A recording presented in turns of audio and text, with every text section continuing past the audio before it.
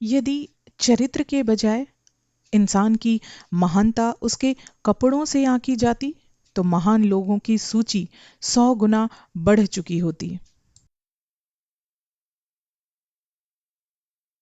इंसान की सबसे बड़ी आवश्यकता शिक्षा नहीं बल्कि चरित्र है, और यही उसका सबसे बड़ा रक्षक है। जो आपके सामने शहद के समान मधुर वचन बोले और पीठ पीछे आपकी बुराई करे, तो ऐसे इंसान को छोड़ देना ही बढ़िया होता है। हम छाया के विषय में ज्यादा सोचते हैं, लेकिन वृक्ष के विषय में ज्यादा नहीं सोचते। लेकिन चरित्र एक वृक्ष के समान है और यश उसकी छाया। मधुमक्खियां नियंत्रित नहीं की जा सकती। वो खिले फूल जहां भी देखती हैं दौड़कर आती हैं। जगत का इंतजार मत करो, बल्कि अपने आप को ऐसा बनाओ, ऐसा गुणवान अपने आप को बनाओ कि आपको किसी के पीछे जाने की जरूरत ना रहे। आपके स्वभाव को देखकर लोग आपकी तरफ खुद ब खुद आएं। अक्सर संगति को व्यवहार के साथ जोड़ा जाता है। कहा जाता है कि आप जैसे लोगों की संगत में रहेंगे वैसा ही आपका व्यवहार हो जाएगा, जबकि हमेशा ऐसा नहीं होता। अपने व्यवहार को इतना सबल बनाओ, इतना मजबूत बनाओ कि आसपास की स्थितियों से वो प्रभावहीन रहे। आसपास की बुरी चीजें आपके व्यक्तित्व को प्रभावित ना कर पाए। इसका मैं एक उदाहरण आपको बताती हूँ। जैसे कि विभीषण, जो रावण का भाई था, वो असुरों के साथ रहकर भी नहीं बिगड़ा, और दासी मंथरा, वो श्री राम के आसपास रहते हुए भी नहीं सुधरी। ये एक उदाहरण है कि आसपास की स्थितियां, हमेशा ऐसा नहीं होता कि आपको अपने रंग में रंग लें।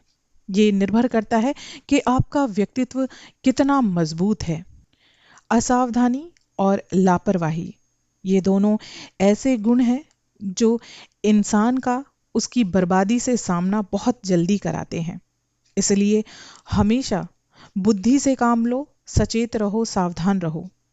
जीवन रूपी महल के किसी भी दरवाजे से ऐसे अवगुणों को अपने अंदर मत घुसने दो, बल्कि सावधानी के साथ जो महल के अंदर घुसे बैठे हैं उन्हें भी बुद्धिमता के साथ बाहर निकालने की कोशिश करो। तभी आपके जीवन रूपी महल की सुंदरता बरकरार रहेगी। अगर किसी के प्रति आपके मन में क्रोध है और आप उसे दबाए रखना चाहते हैं, तो ऐसा बिल्कुल मत कीजिए, बल्कि अपने गुस्से को, अपने क्रोध को सरल और साधारण शब्दों से तुरंत व्यक्त कर दें। इससे जो आपके गुस्से की अग्नि है वो शांत हो जाएगी। गुस्से का बेहतरीन इलाज कभी कभी खामोशी भी होता है। क्रोध करने से पहले यदि आप उसके परिणाम पर गौर कर लेंगे, तो यकीन मानना आपको गुस्सा नहीं आएगा। गुस्सा हर किसी को आता है, ये जानते हुए भी कि गुस्सा एक तरह का पागलपन होता है। अगर आपको कभी क्रोध आता भी है, तो अपना क्रोध पानी पर बनी उस रेखा के समान रखिए जो तुरंत पानी के ऊपर से विलुप्त हो जाती है। अपना गुस्सा भी कुछ ऐसा ही रखिए जो आए और चला जाए। मूर्ख इंसानों का गुस्सा नगाड़े के समान शोर करता है, लेकिन जो बुद्धिमान इंसान होते हैं उनका गुस्सा भी गहरी झील के समान शांत रहता है। वही इंसान जीवन में सफल होता है जिसमें धैर्य, साहस और सत्य का सामना करने की हिम्मत होती है। स्वयं को उपदेश देने वाले ही उन्नति की मंजिल पर पहुंचते हैं। अगर आप सफल होना चाहते हो जिंदगी में, तो आपको अपने दिमाग से, अपने दिल से नकारात्मक विचारों को बाहर निकालना ही होगा। सफल होने के लिए तुरंत फैसला कर डालने की शक्ति होना बहुत जरूरी है। सफलता इसमें नहीं है कि भूलें या ना भूलें, बल्कि इसमें है कि एक भूल को दोबारा ना दोहराएं।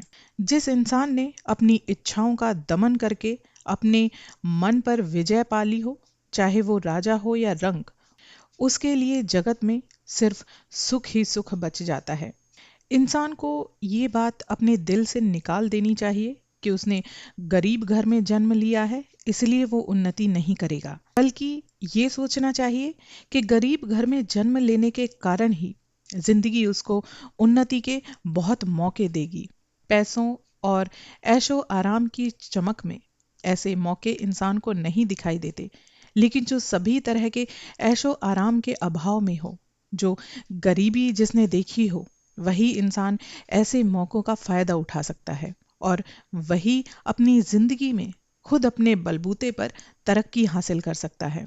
ये बात हमेशा याद रखना कि कामयाबी अगर होती है तो बेवकूफ़ी पर भी लोग नाज करते हैं, और अगर नाकामी मिलती है तो आपकी अक्लमंदी और बुद्धिमानी पर भी लोग आपको शर्मिंदा करते हैं। जिसने अपने बचपन से ही अपने मन को कंट्रोल में करने की आदत डाल ली हो, उस इंसान के लिए अपने जीवन को खेद, दुख, कठिनाई और असफलता से बचाना बहुत आसान हो जाता है और अपने सारे जीवन को अंधेरे से बचाकर रखने का हुनर भी सीख जाता है। बहुत ज्यादा धन होने पर भी जो इंसान कभी संतुष्ट नहीं रहता, वो हमेशा सारी जिंदगी निर्धन ही रहता है, और जो धन के बिना होते हुए भी संतुष्ट रहता है, उस इंसान से धनी इंसान कोई नहीं हो सकता। इसलिए कहा जाता है कि आनंद का एक ही मूल स्रोत है और वो है संतोष, संतुष्टि।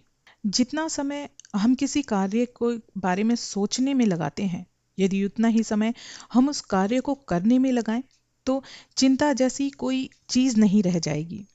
चिंता किए जाने वाले प्रश्नों की सजा सिर्फ चिता के समान ही होती है। फालतू की परेशानियों से जो इंसान अपने आप को आजाद रखता है, वही इस जीवन का असली मतलब समझ पाता है। ईंधन से जैसे अग्नि बढ़ती है, ऐसे ही सोचते रहने से हमारे दिमाग में चिंताएं बढ़ने लगती हैं। न सोचने से चिंता वैसे ही खत्म हो जाती है जैसे ईंधन ना होने से आग खत्म हो जाती है। चिंता और शहद की मक्खी को जितना हटाओगे, वो उतना ही ज्यादा आपसे चिपकती है। दूसरे लोगों की प्रशंसा से अपने आप को, अपने व्यक्तित्व को बचा के रखो, क्योंकि ये एक ऐसी चीज है जो आपकी अच्छाइयों को घुन की तरह चाट जाएगी। प्रत्येक व्यक्ति प्रशंसा चाहता है, इसमें कोई शक नहीं है, लेकिन ये भी सत्य है कि प्रशंसा केवल भड़कीले वस्त्रों में लिपटा हुआ असत्य होता है। प्रशंसा तो भाग्य से मिलती है। ईमानदार आप स्वयं बन सकते हैं। जैसे चांदी की परख कुठाली पर और सोने की परख भट्टी में होती है, वैसे ही मनुष्य की परख लोगों के द्वारा की गई उसकी फालतू की प्रशंसा से होती है। प्रशंसा उस फूल के समान है जो मरे हुए इंसान के नाम के साथ खिलता है। इंसान की ये कमजोरी होती है कि उसे सुनने में वो आवाज बहुत अच्छी लगती है जिसमें उसकी तारीफें की जाएं। अपनी तारीफ सुनकर हम इतने मतवाले हो जाते हैं कि फिर हम में सोचने समझने की शक्ति खत्म हो जाती है। बड़े से बड़ा महात्मा ही क्यों ना हो, लेकिन वो भी अपनी तारीफ सुनकर फूल उठता है। दूसरों के द्वारा हमारी की हुई तारीफ एक ऐसा जाल होती है जिसमें तेज रफ्तार से आता हुआ परिंदा खुद आकर फंस जाता है। जब भी मैं अपने अतीत में झांक कर देखती हूँ, तो मुझे ये स्पष्ट दिखाई देता है कि लोगों ने मेरी प्रशंसा करके मुझे ज्यादा ठगा है। इतना ही नहीं, बल्कि आज भी मुझसे कहीं कहीं ये चूक अक्सर हो जाती है। अगर आप अपनी तारीफ खुद कर सकते हो, तो फिर कोई और तुम्हारी कितनी भी बुराई करे, तुम्हें इससे कोई मतलब या तुम पर इसका कोई असर नहीं पड़ना चाहिए। जो कहा जाता है वो वचन कहलाता है। सुबह से शाम तक व्यक्ति अनगिनत शब्दों का प्रयोग करता है, ये सभी वचन हैं। ज्यादातर वचन बिना किसी अर्थ के हुआ करते हैं, लेकिन वचन तब प्रवचन बनता है जब वो हितकारी ही नहीं बल्कि कल्याणकारी हो जाता है। जब हमारे अंदर मैं और तू ये दोनों नहीं रहेंगे, उस समय मंदिर, मस्जिद और गिरजाघर सब एक समान लगने लगेंगे। जिसे हर कोई देने को तैयार रहता है पर लेता कोई नहीं है, ऐसी सिर्फ एक ही वस्तु है और वो है सलाह। जैसे एक पिता अपने उस पुत्र को भी दंड देता है जिसे वो प्यार करता है, लेकिन गलती पर, ठीक वैसे ही हमारे भगवान भी हमें कभी कभी सजा देते हैं, लेकिन इसका मतलब ये नहीं है कि वो हमसे प्यार नहीं करते, बल्कि वो हम में कुछ सुधार चाहते हैं। जब कोई व्यक्ति किसी दूसरे के दोषों पर उंगली उठाता है, तो उसे ये हमेशा ध्यान रखना चाहिए कि बाकी की 3 उंगलियां खुद उसकी ओर इशारा करती हैं। जो मनुष्य अपने मुंह में लगाम देता है और जीभ को वश में रखता है, वो अपने प्राण को विपत्तियों से हमेशा बचा कर रखता है। हमें सदा ही दूसरों के साथ अच्छे संपर्क बनाकर रखने चाहिए, जो हमारे अपने हैं, जो हमें समझते हैं। अगर हम एक दूसरे को वक्त देना ही बंद कर देंगे, तो रिश्तों की मिठास ही खत्म हो जाएगी। अक्सर जो घर खाली होते हैं, उन घरों में चमगादड़ बसेरा कर लेते हैं। जो हमें खाने और पहनने को देता है, यदि वो ऐसा इंसान ही हमें एक दो कड़वी बात भी कह दे, तो उसे भी खाने पहनने में ही हमें समझना चाहिए।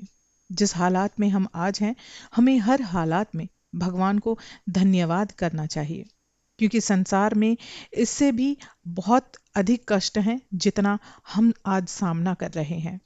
एक चिढ़ता हुआ दोस्त मुस्कुराते हुए दुश्मन से कहीं ज्यादा अच्छा होता है। गुण से रूप की, सदाचार से कुल की, सफलता से विद्या की और भोग से धन की शोभा होती है। चालाकी पर किस प्रकार काबू पाया जाए, इसकी जानकारी लेना ये भी एक बहुत बड़ी चालाकी होती है। कोई बुरी घटना घटने वाली है, तो उससे पहले इंसान की बुद्धि भ्रष्ट हो जाती है। काबू किया जा सकता है क्रोध को प्रेम से, बुराई को भलाई से, लोभ को उदारता से और असत्य को सत्य से। कुछ कुत्ते भौंकते हैं तो उन्हें भौंकने दो। हाथी हमें यही सीख देता है, और इस चीज से हमें अपनी जिंदगी में सबक लेना चाहिए। केवल अपने लिए मांगने वाला भिखारी कहलाता है, किंतु जो सबके लिए मांगता है, सबका अच्छा सोचता है, वही साधु कहलाता है। किसी को भी अपना खुद का व्यक्तित्व छोड़कर किसी दूसरे का व्यक्तित्व कभी नहीं अपनाना चाहिए। केवल दाढ़ी रख लेने से ही कोई इंसान दार्शनिक या सन्यासी नहीं बन जाता। कोई बाहरी ताकत इंसान को नीचे नहीं गिरा सकती। अपने को नीचे गिराने वाला इंसान खुद होता है। किसी चीज को दबाना उसे शक्ति देने का दूसरा नाम है। एक कुत्ते से काटना नहीं, बल्कि गुर्राना सीखिए। कायर ने अगर धमकी दी है, तो समझ लो कि उस वक्त वो सुरक्षित है। उन्नति करने के लिए स्वयं को उपदेश देते रहिए। ऊन तो भेड़ें देंगी, तुम उन भेड़ों को टाट के वस्त्र तो दो, ताकि शीत से उनका बचाव हो सके, ताकि वो सर्दी से खुद को बचा सकें। आप 100 को खाना नहीं खिला सकते, तो कम से कम एक को खिलाकर अपनी जिंदगी में इस पुण्य को जरूर जोड़िए। इंसान को जितनी आवश्यकता शरीर के लिए व्यायाम की होती है, उतनी ही आवश्यकता इंसान को अपने दिमाग के लिए ध्यान की होती है। अपना पेट भरा हो तो भूखे को उपदेश देना बहुत सरल लगता है। मेरा सबसे बड़ा और सच्चा मित्र वही है जो मेरे लिए शुभ कामनाएं रखता हो और उन्हें व्यक्त भी करता हो। इंसान अगर सम्मान के लायक है, तो निसंकोच उसका सम्मान करो, लेकिन सावधान, जरूरत से ज्यादा सम्मान करने से इंसान नीचे गिर जाता है। मन, वचन और कर्म द्वारा चोट पहुंचाना पाप है, इनसे सुख पहुंचाना पुण्य है। मूर्ख की तरह बोलने के बजाय चुप रहना बहुत अच्छा होता है। मजाक करना अच्छा है, लेकिन मजाक को एक पेशा बना लेना बिल्कुल भी अच्छा नहीं होता। शेर भूखा होने पर भी घास नहीं खाता, लेकिन फिर क्यों इंसान जरा सी मुसीबत आने पर भीख मांगने लगता है? भूल करने में पाप तो है ही, परंतु उसे छिपाना उससे भी बड़ा पाप होता है। मन की शांति का मूल्य जीवन में बहुत है, संपत्ति और स्वास्थ्य से भी कहीं ज्यादा। बाल काटने से मुर्दे हल्के नहीं हो जाते, वैसे ही चंदन का तिलक करने से मूर्ख पंडित नहीं बन जाता, वरना प्रत्येक गधे का मालिक घुड़सवार बन चुका होता। आप अपने किसी को अगर ये बता दें कि आपके मरने के बाद आप उनके लिए बहुत सारी संपत्ति छोड़कर जाने वाले हैं, तो उस इंसान के लिए सबसे अच्छी बात जानते हैं क्या होगी? उसके लिए सबसे अच्छी बात यही होगी कि आप तुरंत मर जाएं। मेरी समझ में जिसे हम कुछ भी नहीं ले सकते, ऐसा संसार में कुछ है ही नहीं। अगर एक गरीब इंसान किसी धनवान के घर कुछ देने के लिए भी जाएगा तो ये समझा जाएगा कि वो पक्का कुछ मांगने के लिए ही आया होगा। ठीक उसी तरह बदनाम नारी की संगत करने वाला उसे सुधारने का इरादा रखते हुए भी हमेशा बुरा ही समझा जाएगा। प्रेम के साथ अगर वासना का कोयला जलने लगे तो उसे शांत कर देना ही अच्छी बात होती है। दूसरों के लिए जो कार्य कठिन है उसे करना कुशलता है। औरों के लिए जो काम असंभव हो उसे करना प्रतिभा है। ठोकर खाया हुआ नौकर ठोकर खाए दुश्मन से कहीं ज्यादा खतरनाक होता है। जो इंसान हंसी उड़ाने वालों को, दूसरों को जो लोग अपमानित करते हैं, ऐसे लोगों को अगर शिक्षा देता है तो वो खुद अपमानित होता है, क्योंकि बुरे लोगों को चेतावनी देने वाला अपने ही पैरों पर कुल्हाड़ी मारता है। किसी महान पुरुष ने कहा है कि जैसे आकाश से गिरा हुआ जल समुद्र को प्राप्त होता है, उसी प्रकार सभी देवी देवताओं को किया गया नमन, की गई प्रार्थना भगवान श्री कृष्ण को ही प्राप्त होती है। जिसके हाथ में एक भी कला है वो इंसान कभी भूखा नहीं मर सकता। जीभ को जीत लेना सब वस्तुओं को जीत लेने के बराबर होता है। जितने भी दिन जियो फूल बनकर जियो, कांटा बनकर कभी किसी के लिए मत जीना। जरूरी ये नहीं कि जो रूप से ठीक है वही सर्वगुण संपन्न है। सांप को दूध पिलाने से उसके विष में ही वृद्धि होती है। उसी तरह बुरे लोगों को सम्मान देने से उनकी दुष्टता ही बढ़ती है। सभी प्रकार के अंत अपने साथ नई शुरुआत का संदेशा लेकर आते हैं। सम्मान की आशा रखने वाले व्यक्ति से सम्मान दूर भागता है, और जो लोग सम्मान से दूर रहना चाहते हैं, सम्मान उनके पीछे पीछे चलकर खुद जाता है।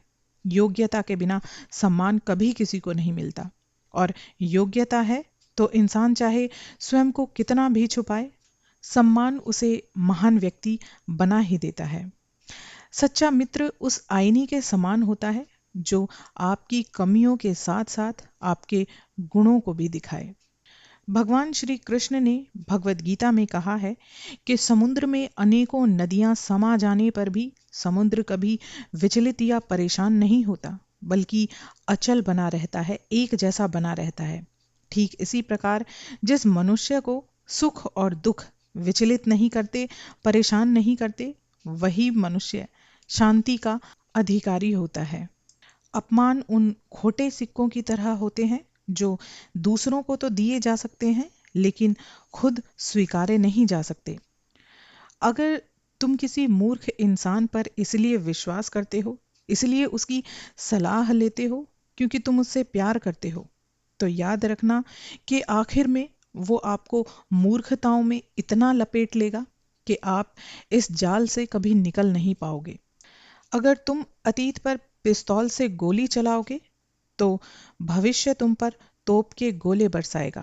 कोई इंसान अगर पाप करके धन लाता है तो उस धन का उपयोग उसका सारा परिवार करता है, उससे जुड़े सारे लोग उस पाप के धन का उपयोग करते हैं। लेकिन जब पाप का भोगने की बारी आती है तो इंसान को वो अकेले ही भोगना पड़ता है। जहाज किसी भी दिशा में क्यों ना जाए, लेकिन कंपास की सुई उसको उत्तर दिशा ही दिखाती है। इसी कारण जहाज की दिशा कभी नहीं भटकती, जहाज कभी भटकता नहीं है। इसी प्रकार मनुष्य का मन यदि भगवान श्री कृष्ण की ओर मुड़ जाए तो उस इंसान को कोई चाह कर भी अपने जीवन रूपी जहाज से भटका नहीं सकता। जो बोलता है वो बीज बो देता है, और जो सुनता है वो उस फसल को काट देता है। इसलिए जीभ से ज्यादा कानों का इस्तेमाल करें, और शायद भगवान ने भी इसलिए जीभ एक दी है और कान इंसान को दो दिए हैं। आशा करती हूँ आपको आज का मेरा ये वीडियो पसंद आया होगा।